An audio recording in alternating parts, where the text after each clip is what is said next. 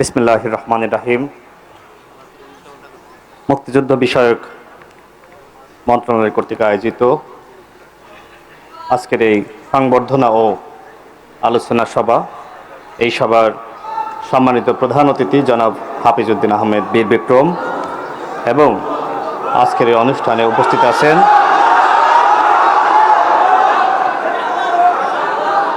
গণপ্রজাতন্ত্রী বাংলাদেশ সরকারের মাননীয় স্বরাষ্ট্রমন্ত্রী, মুক্তিযুদ্ধ বিষয়ক মন্ত্রী এবং আমার সামনে উপস্থিত বাংলাদেশ জাতীয়তাবাদী দল বিএনপির নেতৃবৃন্দ, বাংলাদেশ জামাত ইসলামের নেতৃবৃন্দ, বাংলাদেশ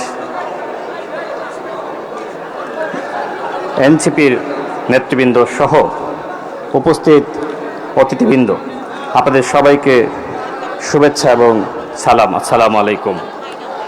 আজকের এই অনুষ্ঠানে আমাদের মহামান্য রাষ্ট্রপতি উপস্থিত আছেন এবং তার উপস্থিতিতে আমাদের জুলাই যোদ্ধা এবং জুলাই শহীদ পরিবারের যে অবদান, সেই অবদানকে রাষ্ট্রীয়ভাবে স্বীকৃতি দেওয়ার জন্য আজকের এই আয়োজন। এটি একটি সার্বজনীন রাষ্ট্রীয় অনুষ্ঠান।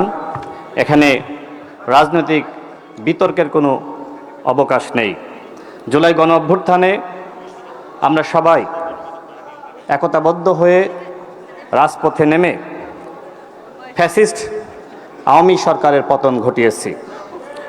এটি বাস্তব যে শেখ হাসিনার পতনের পরে আমাদের রাজনৈতিক মত এবং পথ ভিন্ন হয়েছে এবং অন্তর্বর্তীকালীন সরকার যে নির্বাচন আয়োজন করেছিল, সেই নির্বাচনের মধ্য দিয়ে বাংলাদেশে একটি সরকারি দল যারা জনগণের সেবায় কাজ করছে এবং গণতান্ত্রিক যে অগ্রযাত্রা সেটির সৌন্দর্য বৃদ্ধিকরণের লক্ষ্যে বিরোধী দল তারাও বাংলাদেশের জনগণের কল্যাণে কাজ করছে। আজকের এই অনুষ্ঠানের শুরুতে যে ধরনের মতপার্থক্য পরিলক্ষিত হয়েছে, আমি মুক্তিযুদ্ধ বিষয়ক মাননীয় মন্ত্রীকে ধন্যবাদ জানাই যে তিনি দুঃখ প্রকাশ করেছেন। অর্থাৎ গণ অভ্যুত্থানের পরে এই যে দুঃখ প্রকাশের সংস্কৃতি এবং যে অনুযোগ অভিযোগ ছিল আমাদের সংক্ষুব্ধ পক্ষের থেকে, সেটি তিনি সমাধান করার প্রতিশ্রুতি ব্যক্ত করেছেন এবং ইতিপূর্বে আমরা কখনোই এই ধরনের সংস্কৃতি আমরা পরিলক্ষিত করি নাই। আজকে আমাদের মাননীয় মন্ত্রী যে নজির স্থাপন করলেন, আমরা মানুষ আমাদের কাজ করতে গেলে ভুল হবে এবং সেই ভুলগুলো যদি আমরা শুধরিয়ে নিতে পারি, সেটি আমাদের সরকারের এবং আমাদের এখানে যারা বিরোধী দলে আছেন আমাদের সবার সার্থকতা। আমাদের জুলাই যোদ্ধা এবং শহীদ পরিবারের অনেক রাগ, ক্ষোভ, অভিমান আছে এবং অনেক সময় তারা সেই ক্ষোভের বহিঃপ্রকাশ ঘটিয়ে থাকেন এবং এর ন্যায্যতাও আছে। অন্তর্বর্তীকালীন সরকারের কাছে আপনাদের অনেকের অনেক বেশি প্রত্যাশা ছিল, হয়তো তার পুরোটা পূরণ করা সম্ভবপর হয়নি এবং বর্তমানে বিএনপি সরকার ক্ষমতায় রয়েছে, আপনাদের অনেকের অনেক প্রত্যাশা রয়েছে। আমাদের মাননীয় প্রধানমন্ত্রী জনাব তারেক রহমান, তিনি জনগণের প্রত্যাশা পূরণে কাজ করে যাচ্ছেন এবং আপনারা যদি জুলাই যোদ্ধারা, জুলাই শহীদ পরিবার, এদেশের জনগণ বিএনপি সরকারের পাশে থাকেন, ইনশাল্লাহ জুলাই শহীদ পরিবার, জুলাই যোদ্ধাদের, এমনকি আমাদের বিরোধী দলের যে আকাঙ্ক্ষা, সেই আকাঙ্ক্ষার ইনশাল্লাহ বাস্তবায়ন করতে পারবেন বাংলাদেশের মাননীয় প্রধানমন্ত্রী জনাব তারেক রহমান।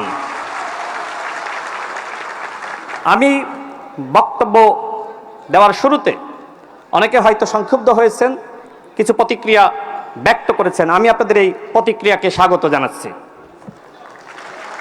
গণতান্ত্রিক বাংলাদেশে আপনাদের এই যে প্রতিক্রিয়া ব্যক্ত করার স্বাধীনতা, এটাই তো আমাদের সবথেকে বড় অর্জন। যে আপনারা কথা বলতে পারছেন, আপনাদের কথা বলার বাক স্বাধীনতা রয়েছে। সুতরাং এই বাক স্বাধীনতাকে আমরা মূল্যায়ন করে সামনের দিনে আমরা অগ্রসর হব ইনশাআল্লাহ। আমি যে কারণে এখানে বক্তব্য দিতে এসেছি, আমি জুলাই গণঅভ্যুত্থানে যেহেতু নেপথ্য থেকে কাজ করেছি, এখানে জাতীয় নাগরিক পার্টির সম্মানিত সদস্য সচিব আক্তার হোসেন, তিনি আমার বিষয়ে আরও ভালো বলতে পারবেন। তার সাথে তিনি জেলে যাওয়ার ঠিক আগ মুহূর্ত পর্যন্ত তার সাথে আমার বিভিন্ন বিষয়ে কথা হয়েছে, সমন্বয় হয়েছে। এবং আমাদের মাননীয় স্বরাষ্ট্রমন্ত্রী এখানে বসে আছেন। মাননীয় স্বরাষ্ট্রমন্ত্রী তিনি ভারতে নির্বাসিত জীবনে ছিলেন এবং তিনি জেল থেকে মুক্তি পাওয়ার পরে তিনি যেখানে যে রিসোর্টে তিনি একটা রুম ভাড়া করে অবস্থান করছিলেন, সেখানে থেকেই বাংলাদেশের গণতান্ত্রিক আন্দোলনে তার জায়গা থেকে তিনি সর্বাত্মক ভূমিকা রাখতে চেষ্টা করেছেন। এবং আমাদের জাতীয় নাগরিক পার্টির সদস্য সচিব জনাব আক্তার হোসেন, তিনি জানতেন যে এই আন্দোলনের পিছন থেকে বিএনপি গুরুত্বপূর্ণ ভূমিকা রাখছে এবং সেক্ষেত্রে আমাদের স্বরাষ্ট্রমন্ত্রী তার সাথেও আক্তার হোসেনের কয়েকবার মিটিং হওয়ার কথা ছিল, কিন্তু টাইম সমন্বয় হয়নি। কিন্তু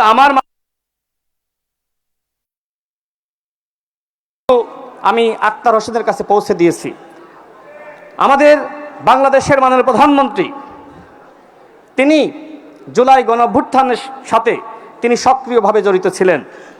তিনি লন্ডনে নির্বাসিত জীবনে ছিলেন, কিন্তু সেখানে থাকা অবস্থায় তিনি বিএনপিকে পরিচালিত করা এবং আমরা যারা যুগপৎ আন্দোলন করছিলাম সেই যুগপৎ আন্দোলনকে তিনি নেতৃত্ব দিচ্ছিলেন। এর মাঝে 2018 সালের কোটা সংস্কার আন্দোলন আমরা যেটা সফল করেছিলাম, 2024 সালে আবারও শেখ হাসিনার পতনের মাধ্যমে কোটা ফিরে আসে এবং এর প্রেক্ষিতে আমাদের বর্তমান প্রধানমন্ত্রী জনাব স্বরাষ্ট্রমন্ত্রী এবং বিএনপির অন্যান্য দায়িত্বশীল নেতৃবৃন্দ সহ ডাকসুর সাবেক ভিপি নুরুল হক নূর, বর্তমান বিএনপি সরকারের প্রতিমন্ত্রী, এবং আমি রাশেদ খান, এছাড়া ছাত্রদলের সভাপতি সাধারণ সম্পাদক সহ আমরা বেশ কিছু মানুষ একসাথে আলোচনা করেছিলাম যে ছাত্রদের এই আন্দোলনে রাজনৈতিক দল হিসেবে আমাদের যথেষ্ট দায়িত্ব রয়েছে এবং সেই দায়িত্বের যথাযথ সমন্বয় করেছেন আমাদের এখানে উপস্থিত আমাদের স্বরাষ্ট্রমন্ত্রী। আমি বক্তব্য বাড়াবো না, যেহেতু আমাদের 36 জুলাই চলছে। আমি সবার অবদান স্বীকার করতে চাই। আমি স্বচক্ষে আমি যতটুকু জানি, যতটুকু আমি দেখেছি, আমাদের স্বরাষ্ট্রমন্ত্রীর সাথে আমি একদিন কথা বলছিলাম, যেহেতু তিনি মাননীয় প্রধানমন্ত্রীর পক্ষ থেকে জুলাই গণঅভ্যুত্থানে তিনি রাজনৈতিক দলগুলোকে সমন্বয় করার দায়িত্ব পালন করছিলেন। তো সেক্ষেত্রে এখানে জামাত ইসলামের সেক্রেটারি জেনারেল উপস্থিত আছেন। আমি তার কাছে জিজ্ঞেস করছিলাম যে ওই সময় আসলে জামাতের কোন নেতার সাথে আপনি কথা বলতেন। তিনি বলেছিলেন যে জামাতের বর্তমান এমপি আব্দুল্লাহ মোহাম্মদ তাহের সাহেব। তো আমি জুলাই গণঅভ্যুত্থান নিয়ে একটি ইতিহাস লিপিবদ্ধ করতে গিয়ে আমি এই তথ্যগুলো পেয়েছি। সেক্ষেত্রে আমি আবার আব্দুল্লাহ মোহাম্মদ তাহের ভাইয়ের সাথে কথা বলেছিলাম যে জুলাই গণঅভ্যুত্থানের সময় বিএনপির কোন নেতার সাথে আপনার সবথেকে বেশি কথা হতো বা সমন্বয় হতো। তিনি আমাকে বলেছিলেন বর্তমান স্বরাষ্ট্রমন্ত্রী জনাব সালাউদ্দিন আহমেদ। আপনারা আব্দুল্লাহ মোহাম্মদ তাহের ভাইকে জিজ্ঞেস করতে পারেন। অর্থাৎ গণঅভ্যুত্থানের সময় বিএনপি, জামাত ইসলাম, এমন এনসিপি সেই সময় গঠিত হয়নি, ছাত্ররা ছিল, আমরা সবাই একসাথে কাজ করেছি। এছাড়া গণতন্ত্র মঞ্চের অন্তর্ভুক্ত দলগুলো, এখানে গণসংহতি আন্দোলনের সভাপতি আমাদের জুনায়েদ সাকিব ভাই আছেন, আরও যারা বাম প্রগতিশীল, এমনকি হেফাজতে ইসলাম, এমনকি আমি হেফাজতে ইসলামের নেতৃবৃন্দের সাথে কথা বলেছি যে জুলাই গণঅভ্যুত্থানের সময় বিএনপির পক্ষ থেকে আসলে কি ধরনের ভূমিকা ছিল আপনাদের সহযোগিতা করার জন্য। তো সেক্ষেত্রে হেফাজতে ইসলামের নেতৃবৃন্দ আমাকে যেটি জানিয়েছে যে হেফাজতে ইসলামের সাথেও সমন্বয় করেছে আমাদের এখানে উপস্থিত বর্তমান স্বরাষ্ট্রমন্ত্রী। আমি কারোর অবদান অস্বীকার করছি না, জামাত ইসলামের ভূমিকা আছে, সেটা তো আমি বললামই যে আমাদের স্বরাষ্ট্রমন্ত্রীর সাথে আব্দুল্লাহ মোহাম্মদ তাহের ভাইয়ের যোগাযোগ ছিল এবং পুরো সমন্বয়টা হয়েছে। অর্থাৎ গণঅভ্যুত্থানের সময় আমরা একসাথে কাজ করেছি। এখন রাজনৈতিক বাস্তবতায় আমাদের মত এবং পথ ভিন্ন হয়ে গেছে। আমি মনে করি আপনাদের উচিত হবে এটিকে শ্রদ্ধা করা। একটি গণতান্ত্রিক রাষ্ট্রে সরকারি দল থাকবে, বিরোধী দল থাকবে, কিন্তু আমাদের মধ্যে যদি সহনশীলতা, ধৈর্যশীলতা না থাকে তাহলে বাংলাদেশকে এগিয়ে নিয়ে যাওয়া আমাদের পক্ষে কঠিন হবে। আজকে এখানে আপনারা যারা উপস্থিত হয়েছেন, মুক্তিযুদ্ধ বিষয়ক মন্ত্রণালয়ের পক্ষ থেকে যে আয়োজন হয়েছে, আমাদের মহামান্য রাষ্ট্রপতি জনাব হাফিজউদ্দিন আহমেদ বীর বিক্রম এখানে উপস্থিত আছেন। আজকে যারা জুলাই শহীদ পরিবার, জুলাই যোদ্ধারা উপস্থিত হয়েছেন, আপনাদের অবদানে এই নতুন বাংলাদেশ। এই নতুন বাংলাদেশে আপনারা যাতে ভালো থাকেন, এই জাতি ভালো থাকে, এবং আপনাদের সমস্ত দাবি ইনশাল্লাহ আমি দৃঢ় বিশ্বাস করি আমাদের মাননীয় প্রধানমন্ত্রী জনাব তারেক রহমান পূরণ করবেন। এবং এই বাংলাদেশ শহীদদের বাংলাদেশ, যেমনিভাবে ৭১-এর মহান মুক্তিযোদ্ধাদের আমাদের স্মরণ করতে হবে, ঠিক একইভাবে ২৪শে জুলাই যোদ্ধা এবং শহীদদের আমাদের মনে রাখতে হবে, স্মরণ করতে হবে। আমি আবারও আপনাদেরকে ধন্যবাদ জানিয়ে আমার বক্তব্য শেষ করছি। আল্লাহ হাফেজ, ভালো থাকবেন। আসসালামু আলাইকুম।